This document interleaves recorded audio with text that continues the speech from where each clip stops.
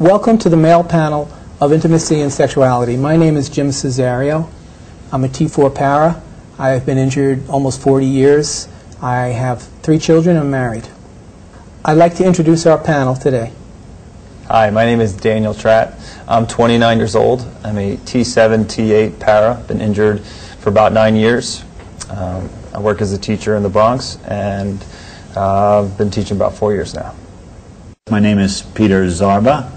I'm 51 years old. I'm a professional person, a dad, a husband, father of 9-year-old twins. I also happen to be a C6-7 quadriplegic, and I've been in a wheelchair about over 31 years. I'm Chris Noel. I'm age 33. I'm a T10 para. I've been injured for 4.5 years. Currently, I'm a marketing and outreach specialist for a health management company, and I'm currently single but dating.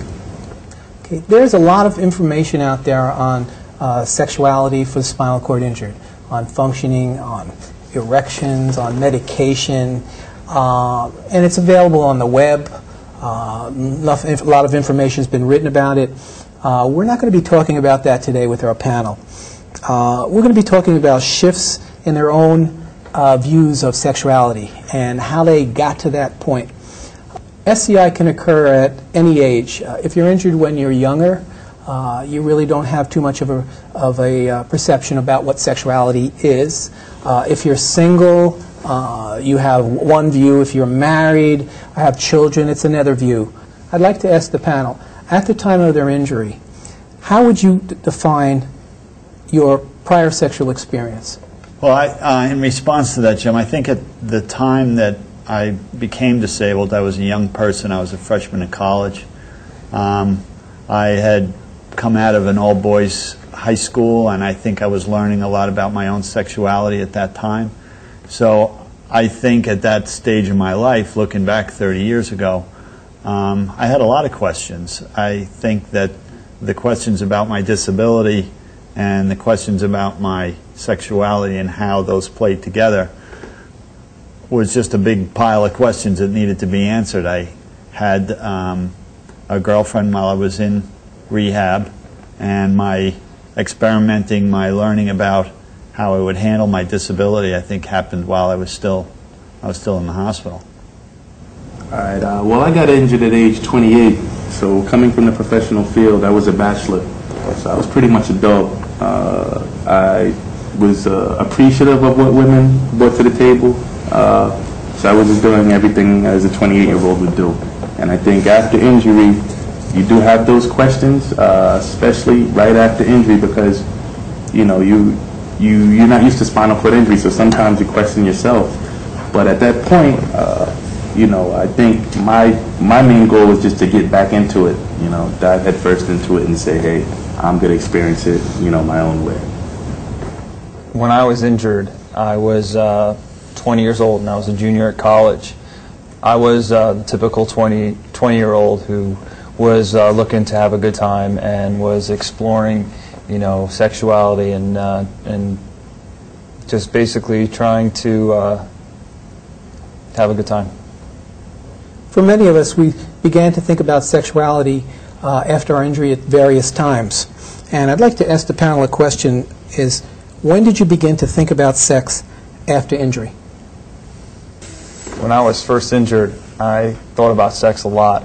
And I was very scared because I didn't think that I would be a sexual person again. And when I looked out to ask questions from friends or peers, you know, they made me feel better than telling me that, you know, it will be, you know, there is still sex after this accident. And even with everything they told me at the time, I was so upset that I still was scared about it, and I wasn't really ready for it.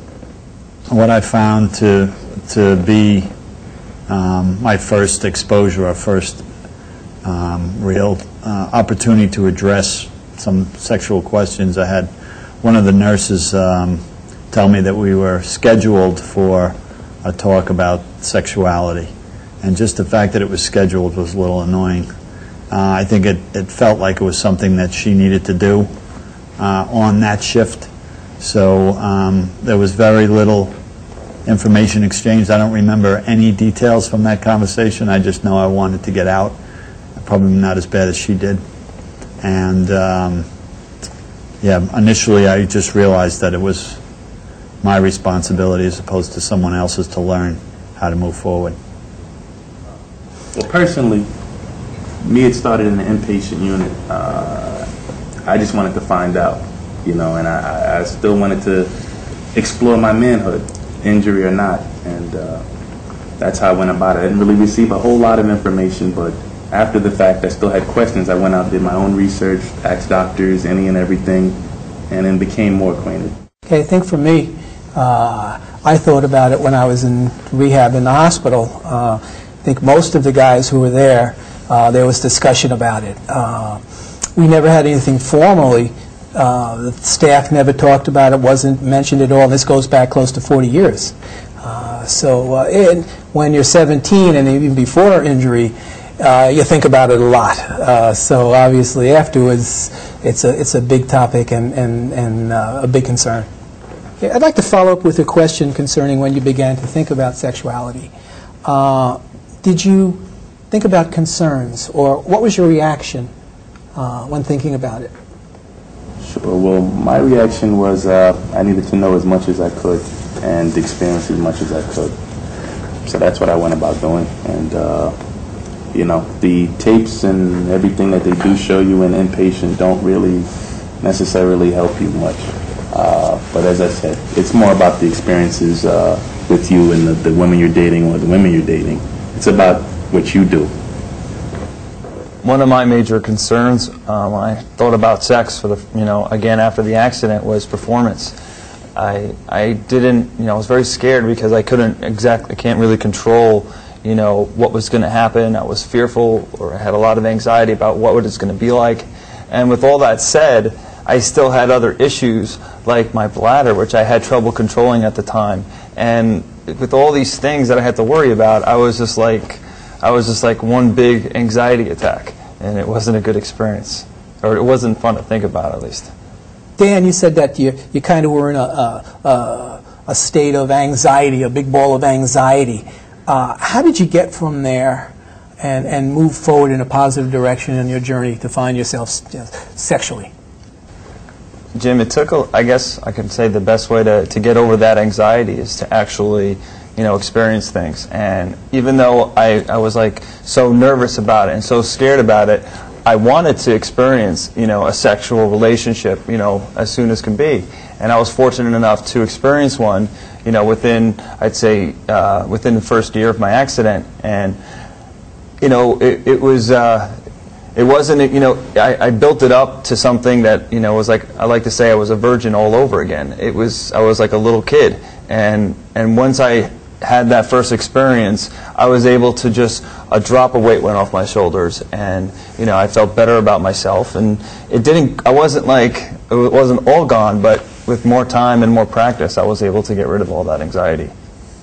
All right. In my experiences, I think I did have a little bit of benefit because I did know the women that I was experimenting per se.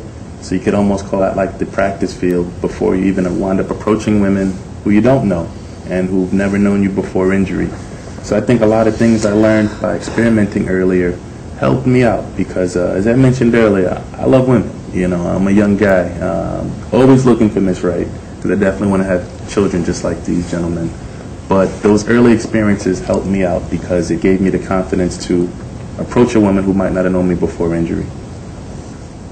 My experience was similar in that I had a girlfriend in college, and she was still around after my injury. And we were quite comfortable with each other. We had a very relaxed relationship, so I think that initial experimenting was less of an issue for me just because of where I was prior to my disability. When I got sexually active again after my accident, it was really important for me to not go backwards, and I didn't feel comfortable, pursuing people I used to date or people I used to know because with the trauma I went through, I felt like I had to, had to identify myself all over again.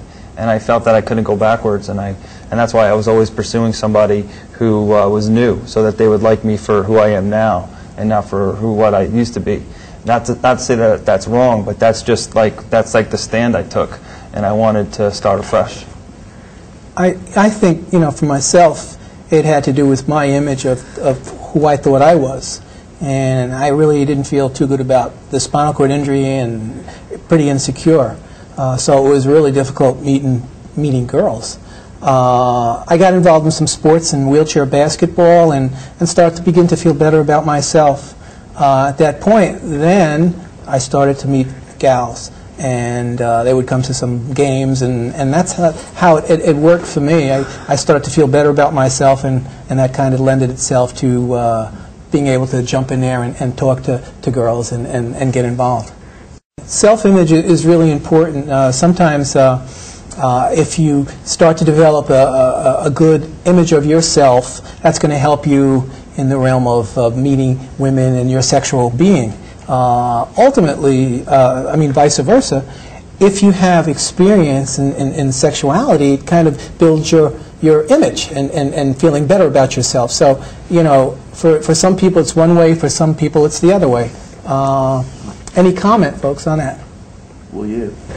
For me, it relieves a lot of stress, as it does for a lot of men. And I think for that, it almost pushed me further, because I'm realizing that, okay, I'm injured now, I'm able to pick up women who didn't know me before injury, so now I have to make sure that I'm back to the level that I was going to before injury, which is being a top-of-the-line professional. And, you know, if that's what I need for my self-esteem and women give it to me, it's an easy call. I agree a lot with what Chris is saying. I know now, at the point in my life, I really enjoy sex, and I'm able to be comfortable with myself and comfortable with my partner.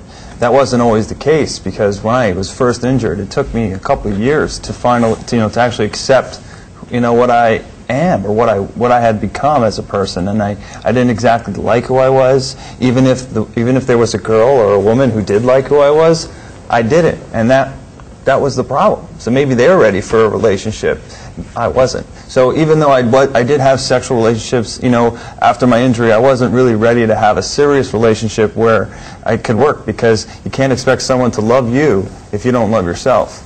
And now I'm glad to say, or happy to say, that I'm in a better place now, where a little older, more experienced, and I'm able to enjoy life and some of the other sexual parts of it.